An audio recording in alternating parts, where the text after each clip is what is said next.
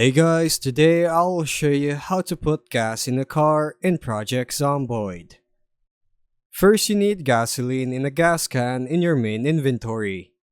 You can get gasoline by siphoning from another vehicle into an empty gas can, or by filling containers at a gas station pump. Next, stand next to the car whose tank you want to fill. Press V to bring up the vehicle radial menu. In that menu, if your gas can has fuel, you'll see an option like Add Gasoline. Select that, and your character will pour the gasoline from the can into the car's fuel tank. You don't need to be inside the car to do this, just close enough to the tank area. If you don't see the Add Gasoline option, try moving to the other side of the car.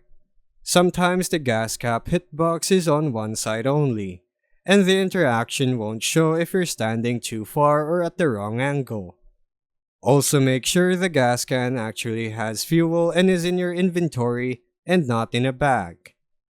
Alternatively, if you're at a gas station, park the car with its gas cap near the pump.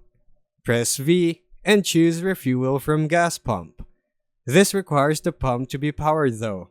This then fills the car straight from the pump, bypassing the gas can entirely. Once fueled, you can start the car and go. Just watch your fuel gauge and plan your next refill stop.